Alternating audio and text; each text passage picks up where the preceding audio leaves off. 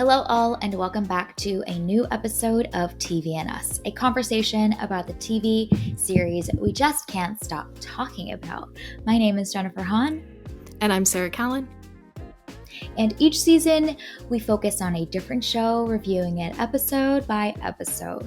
Right now, we are reviewing Alien Earth, and today we are on episode 6 titled The Fly. If you haven't watched this episode yet, this is your spoiler. We're about to dive in, so check out that episode before continuing to listen to the rest of our conversation. Sarah, do you want to start us off with an IMDb summary for episode 6? Sure.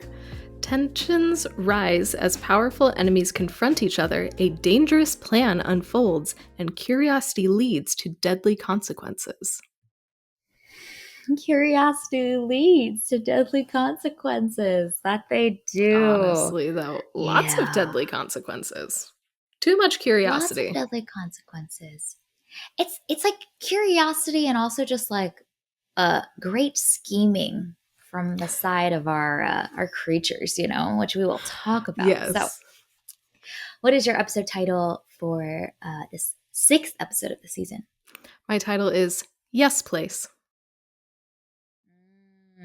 Yeah, nice. My episode title is Calm and Charming.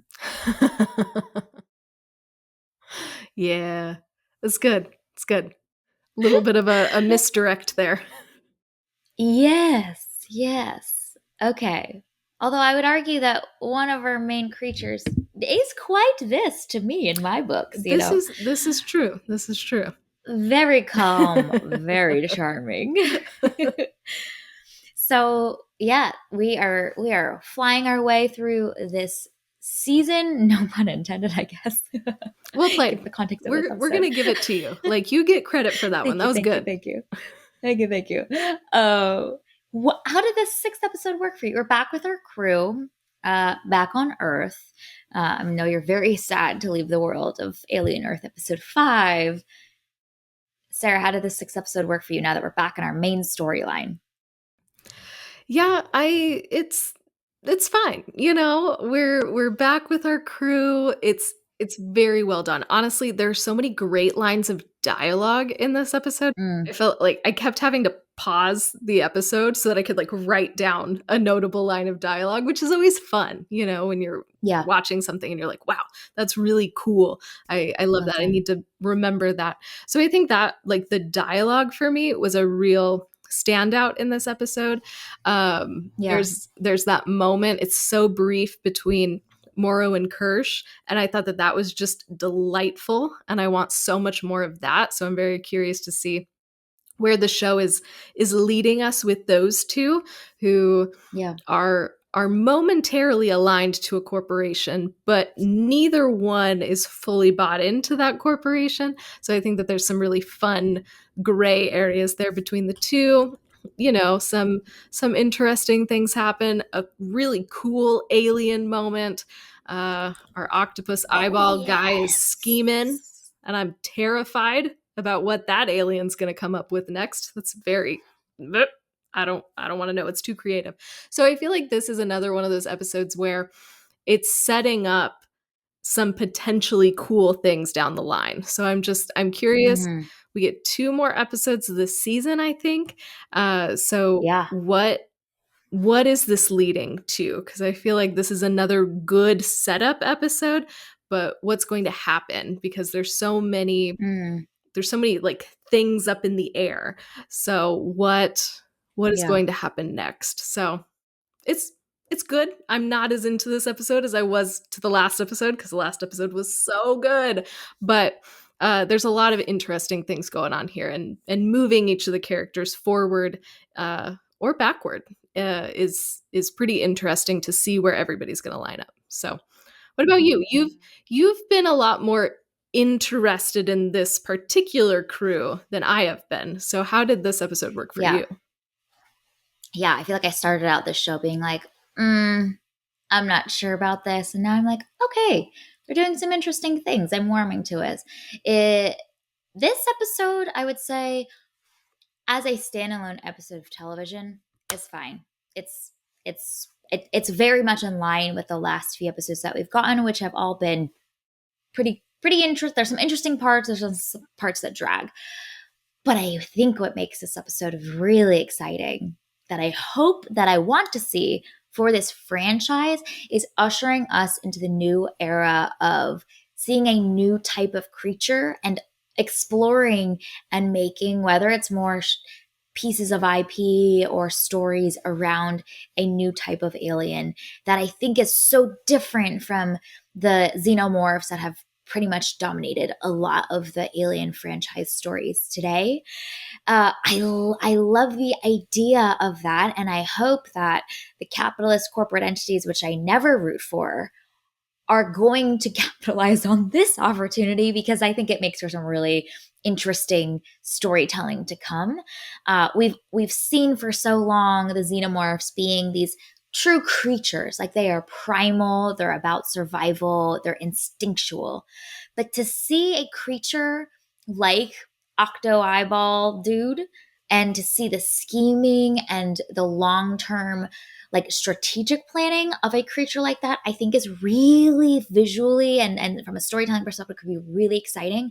But I also feel like it's very timely for the AI moment that we're in right now, which is that fear that something can reason and plan and strategically bring information together to plan longer term than even we anticipate that it's able to have. So the bringing in of consciousness and strategic like long-term planning, I think, is like an interesting dimension that is built into Octo Eyeball Dude's nature, but is also the exact fear and technology moment that we're in right now. So I think they're sitting on a golden opportunity, and I very don't want fruit for capitalism, but in this case I think it'd be really cool, and I think it'd be really timely for like us as human beings to also explore our fears and our anxieties around this thing that is very much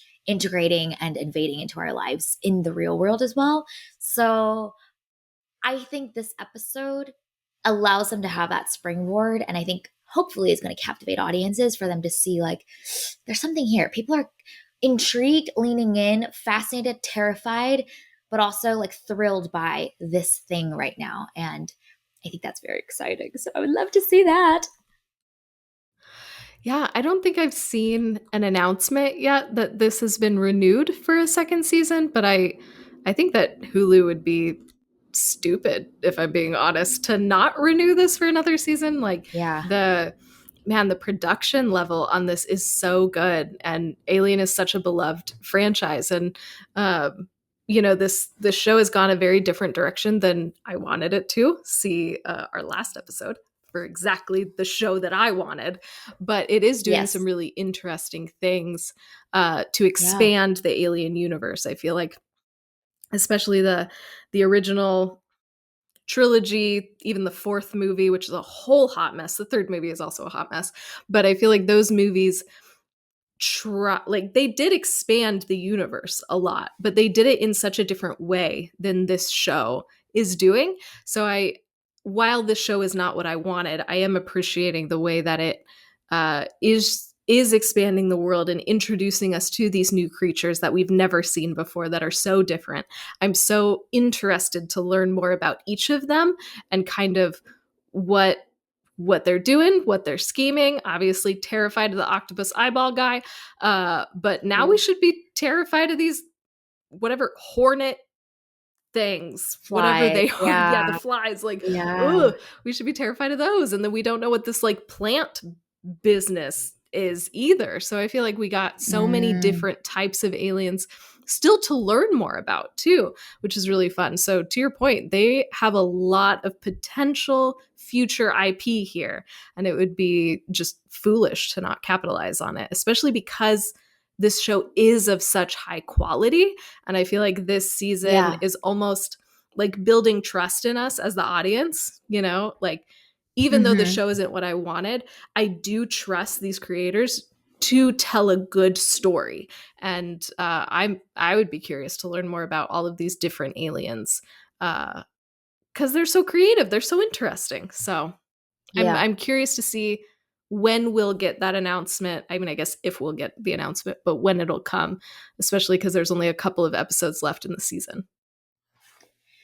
Yeah, yeah, and it's a smart choice for the franchise like team to kind of give a buffet, a tasting flight of different types of creatures and almost use it as like market research focus groups, in an interesting sense to see like what do people respond to and which creatures are captivating people, who what are people writing about, what are they commenting on, and using that as really valuable insight and feedback to inform where they choose to invest in next, like just from a like how art gets made perspective. I think this is like a really fascinating decision and really strategic, really smart.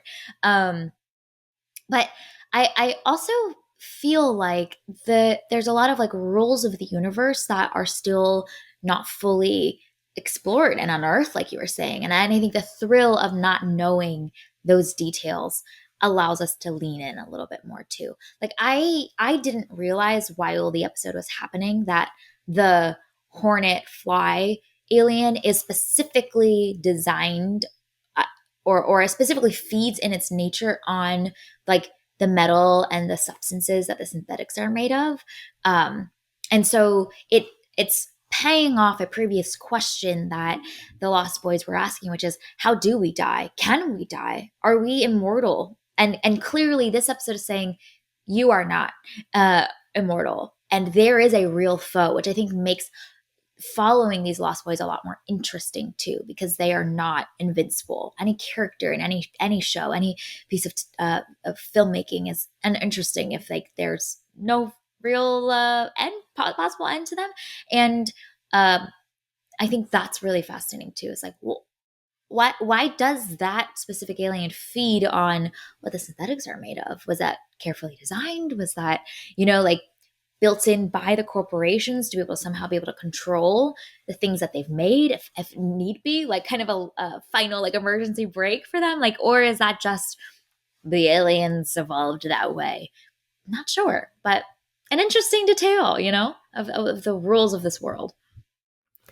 And I love that, in the first episode when we're first meeting all the synthetics, especially Wendy has this almost like we're invincible kind of vibe, as Yeah. she's trying out her powers and stuff. And so I love that in this episode, we see that with Isaac, obviously getting murdered by the alien, but we also see it with Nibs in a different way, how she is essentially killed. Like the version of Mm, Nibs that we have known is now gone. And so I love that in this episode we see how many Lost Boys are there? Because there's Wendy, Curly, Smee, oh, and then Slightly, and then these two. slightly. So there's six Yep. total, and we see two in this episode basically be taken out.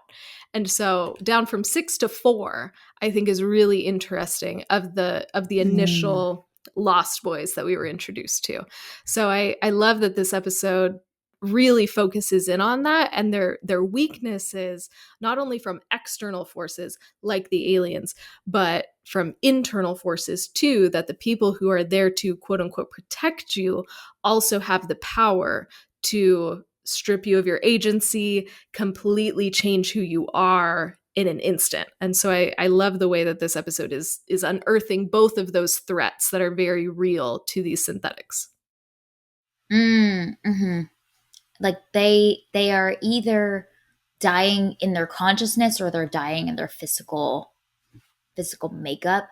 I did wonder in the Isaac scene if there's a way for them to, if they've housed his consciousness in a computer and can just put him in a new body, which would be, I think, a really powerful thesis of the film to make, which is that their consciousness may not, like they don't die because they can always have a physical body, but the ultimate way for them to die is to be controlled by the capitalist forces and by the companies, is that is their death, more than it is their physical deaths, which is such a flip from like in for us humans, like our physical bodies is the limitation of when our consciousness also inevitably has to die too. And this kind of flipping that in this weird way of like, we can give you 1,000 future bodies, but essentially they've died the minute that they chose to agree to the surgery. It would be a really fascinating thesis for like every single one of them is like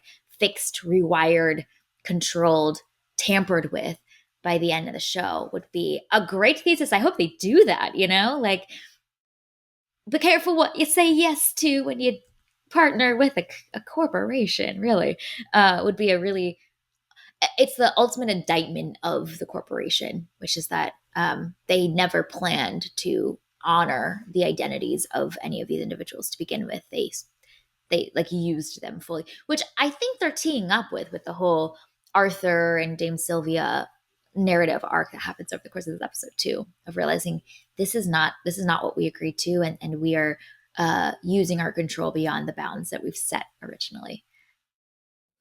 And I'm so curious about why Sylvia agreed to do this for Nibs. Like Yeah, I feel like yeah, in a previous episode, what is it, episode 3 or 4? I think 4. We kind of were wondering, why are Arthur and Sylvia still going along here, with this? Like yeah, they seem to genuinely care about this project, about these synthetics. They seem to genuinely care about like science, which is the helpful thing to care about if you're a scientist. And yet they are giving yeah. their talents to this corporation that is doing bad things. So like, why? Why is that? Why? And then we see that rift between the two of them in this episode. And we get nothing else after that. We just see, Mm-hmm. Arthur is fired, and then she stays and she does the procedure with Nibs. We don't see them interact again in this episode. Yeah. And then of course he gets face hugged. So they're not going to interact again in this show. So I Yep. think that that's also a really interesting choice, that we don't get to see the fallout from that decision. We don't get to learn, at least at the present moment, why she felt like she needed to take this step instead of going with Arthur. So that is an outstanding question, especially as we're seeing this corporation ramp up its evilness over the course of these episodes. And even in that conversation, the bald dude, I don't remember his name, but gives that timeline of, in 3 weeks, this unit needs to be smiling and happy, and you need to make that happen. So I loved that there's that constraint of time. Like, we don't have forever for them to figure out this issue with Nibs. You have to Yeah. do it now. And I don't care how you get it done. You just have to get results, which how often Yeah. have we heard that in a pretty toxic business setting? And so Yeah. I loved how that conversation went, because it's showing just the cravenness of this corporation, and it's showing, something that we have all maybe experienced, like a micro dose of in our own work experience. So it's relatable where Arthur is, and he takes this principled stand and then he pays for it. um Yeah, Man, he does. it's such a good scene. In the ultimate way. Yeah. I was also curious why Dame Sylvia chooses to agree to it too. And it I don't know if you felt this in that scene too, but it felt like she had to. Um, but what it wasn't a resounding support for it, but almost a like I feel pressed and I feel backed up against the wall and I think I have to do this. And I wonder if there's something that Boy Cavalier has on her that is causing her to have to knowing it's wrong, feeling it's wrong, but still continue to say yes to him. And I think there might be, I'm theorizing here, something around like her desire to be a mother and something that he's either promised her, that he's blackmailed her with, that is causing her to feel one, so invested in these children, but then two, seemingly clear eyed about it being wrong and yet choosing to go against her principles because it's something else is more worth it to her that is he's dangling in front of her or threatening her with. There's a few scenes earlier in this show where she's expressing like this like kind of motherly care or nurturing for the lost boys. And one of the characters, I think it might have been Boy Cavalier, says like, don't forget that you're not actually their mother, you know? And there's something in her that I feel like he's using to keep her under his control. And so I wonder what that is. I wonder if we'll find out. I feel like something funky is going on behind the scenes where you see that look in her eye where she knows she's having to sell her soul in some way, but something is worth it. Why? You know, like is one of them one of her children, or he's holding the consciousness of her actual child uh as a promise for, if you prove that these lost boys can work, I will put your consciousness of your child into something. There's something funky there. And I think that's going to be fascinating. And why didn't Arthur know? Like Arthur seems to be unaware because he's so willing to give his entire self to standing up for what's right. Oh, Yeah. Arthur. Yeah. Ugh, Arthur, my dude. It's a shame. What can you do? But yeah, Yep. I think that definitely this episode really tees up that question, because we were already asking that question of like, why are they here? Yeah. Why are they doing this? This doesn't seem to be the right place for them. And so then this episode just reinforces that question of, man, there's something not right here, because we've seen Dame Sylvia interacting with these synthetics. We've seen her level of care. It doesn't make sense that Yeah. she would do this. So, Yeah. what other factors are there? So, hopefully they'll share some of that with us in the next episode or two. That would be nice. Yep. Yep.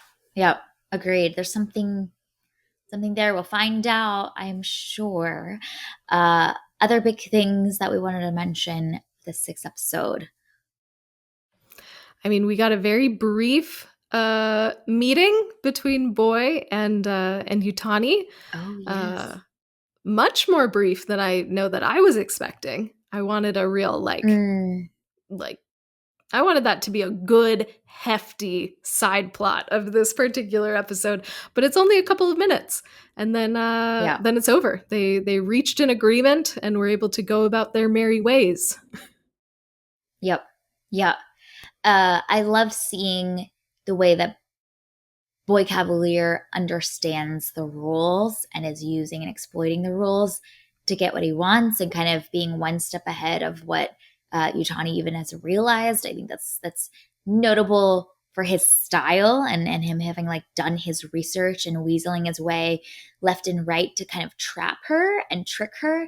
Whereas Utani's approach is a little bit more on the nose, like let me throw money at you, and kind of her um, understanding of what he's motivated by is slightly off from what he's interested in and his style. And so you see that she's unsure of what she's dealing with either, because he is such an unconventional like leader of a corporation, and probably has underestimated him as well in that scene. And so I think that's fascinating to see, is like, here's someone new on the scene that doesn't do business, doesn't do this the way that the old guard is done, and just having to try and like keep up with what the heck he's going to pull out next.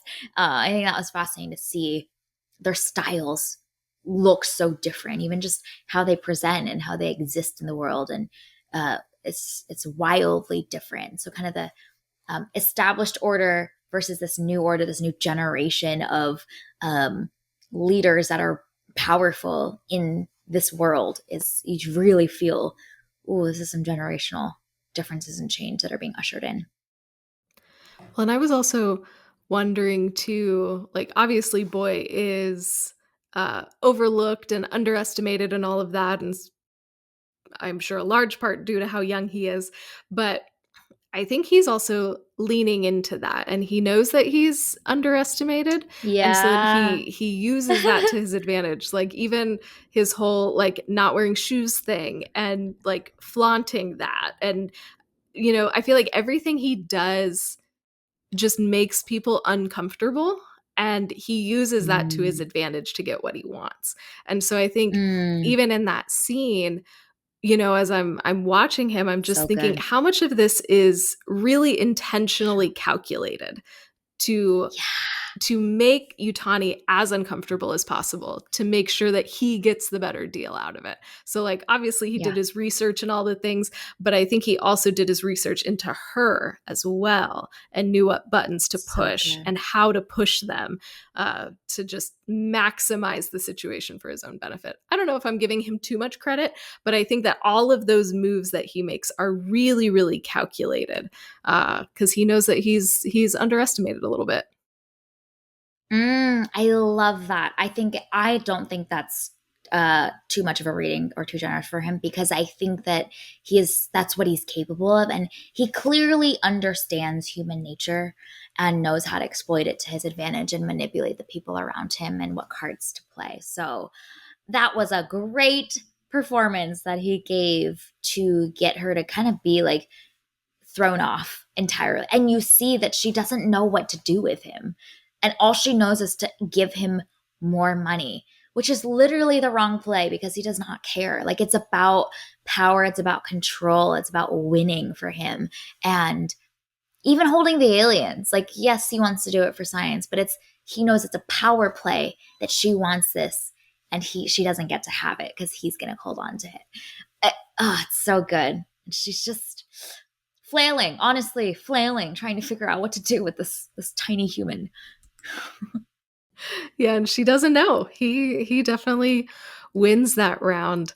Yeah. But the part of this that I'm really interested in is that conversation that she has with Morrow afterwards, and he says, Mm, destabilize the facility and exfil in the chaos. And so I'm very curious to see what that will look like, because I mean, just based on the aliens intervention and then Slightly's choices, we are set up for some chaos and some instability. yeah. So I love that even though Utani is thrown off, Morrow is able to see some of those weaknesses that that boy has and that his facility has, and Morrow has a plan for how to destabilize that. So I'm curious what else Mhm. Morrow has up his sleeve to really capitalize on what the aliens have already done to our little crew here. Yeah. Yeah. And also, like, moral understanding the aliens is such an advantage for Utani because he knows how they operate, what they respond to. Like, he clearly has a deep knowledge and study of them. So yeah, there's a weak point that Moro can leverage and make that valuable to Utani. Yeah, so fascinating. She's going to clap back, that's for sure. And we're going to be here to watch what she does next, because you see that for both of them, it's all about pride. It's all about ego. And her ego is bruised after this negotiation scene. And people like that gotta respond, you know. They can't just walk away. They're going to come back even harder. So escalating tensions. We love to see it. We love to see it. Well, and you don't become one Um, of the five major corporations by letting people just do this to you and walk all over you. So yep. I think after that scene, it might be easy for like us as the audience to underestimate Utani, which would also be a mistake because probably as a woman, as an Asian woman leading one of these Yes. corporations, she has probably also been underestimated her whole life and has probably Yeah. figured out a way to leverage that to So her good. advantage as well. So she might be used to being the underdog and will probably come and hit back with something even more powerful than we think. So I'm Yeah. curious to see what that is because you know Mm-hmm. she has some tricks up her sleeve. Mm-hmm. Yeah. Yeah. So good. And also I could see the show flipping the script too, of saying, boy thought that he had the upper hand, but she had a longer term strategy in mind as well. You know, like, that would be fascinating to see the show do, of like, he walked right into her trap. No, but then he walked right into her trap that he knew was a trap to then trap her. Like, that's what we wanted. That's the show we wanted, honestly, is to see these corporations do that to each other in these confrontations and in these like game moves. Yeah, so good. Um, One other thing that I want to mention before we give out some TV Honest Awards is really interesting to see these shows that are exploring these ideas of consciousness and control by these corporate entities, really identifying and honing in on emotion, memory, and identity being so intertwined and connected. So Nibs, they describe Nibs as her emotional side is what is causing her to remember parts of herself. So, in order to clear that and to change her identity, we have to remove the emotional responses that she has in her environments that she's most prone to, as they describe her. We need to fix her in that way.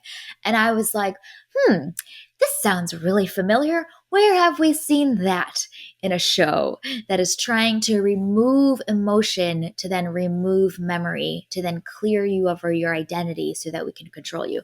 That sounds a lot like Gemma in Severance. And so I think that's fascinating to see because we just talked about and reviewed that show not too long ago. And here's another instance of showcasing the connection point between the memories are what make us who we are, and the memories are often so coded and deeply rooted because of the emotions associated with them, good, bad, ugly.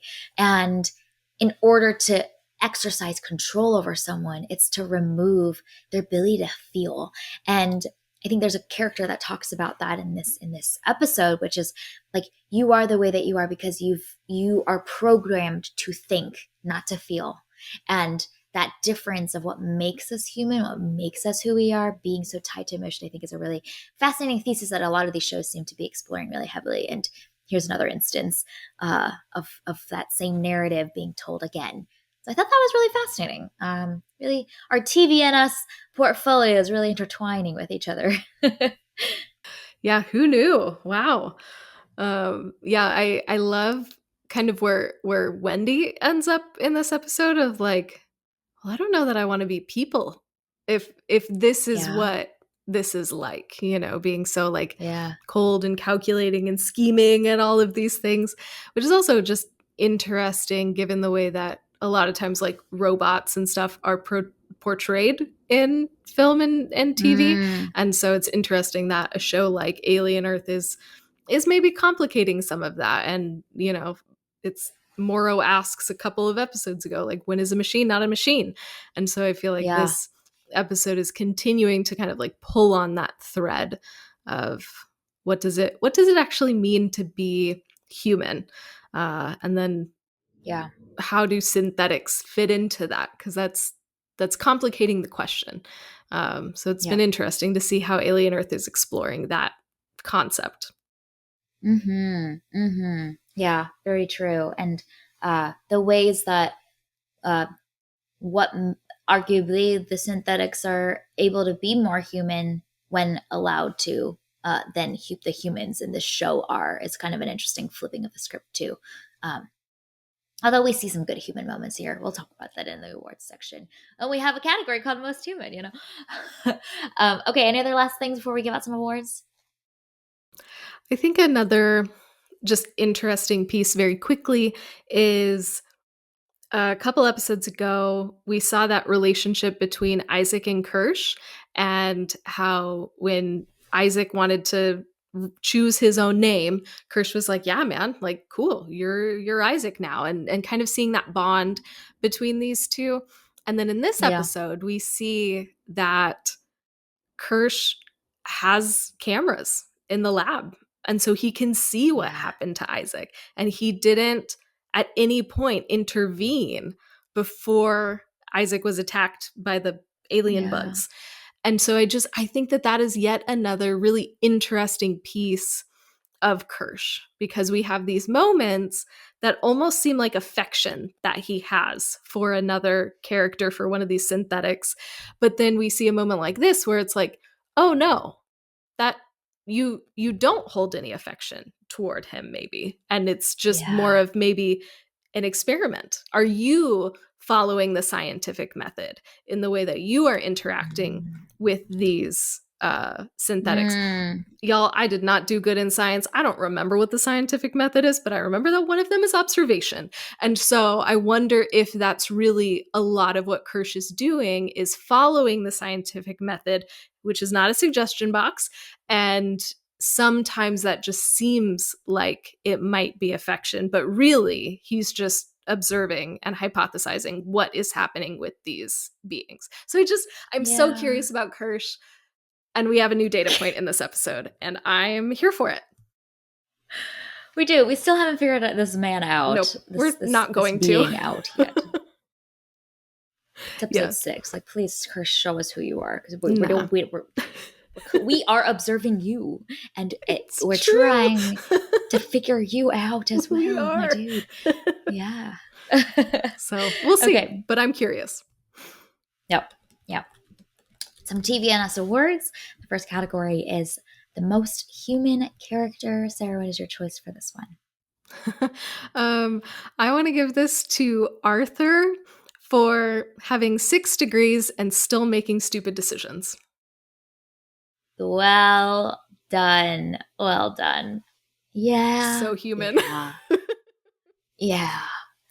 Classic, like, cerebral smart, but is not aware and reading the room and trying to get to the best outcomes that he can.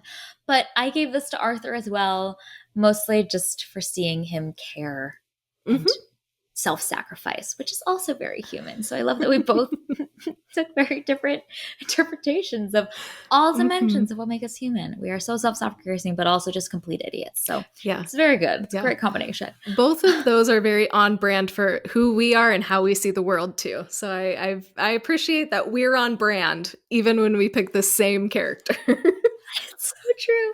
Our reasoning is very on brand for us. Oh, wow. Okay. I love that moment. Down to earth moment in this episode. What is your choice? I want to give this to Boy for pretending to care about the rules and the environment in order to get what he wants, which is just a very common thing that we see a lot of corporations doing. Like, let's be green, let's follow the rules, blah, blah, blah. But there's actually some like greater incentive to it. Agenda. So it felt gross, but also very in line with what we see today. Down to earth. Yes, grounded. It really is. Unfortunately.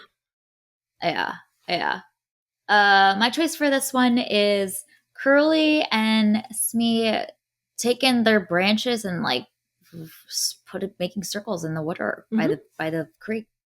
I just feel like that is what kids do, and it was just a fun little moment where they're just like, "Do you need us now?" Okay, and then turn around back to just splashing around in the creek.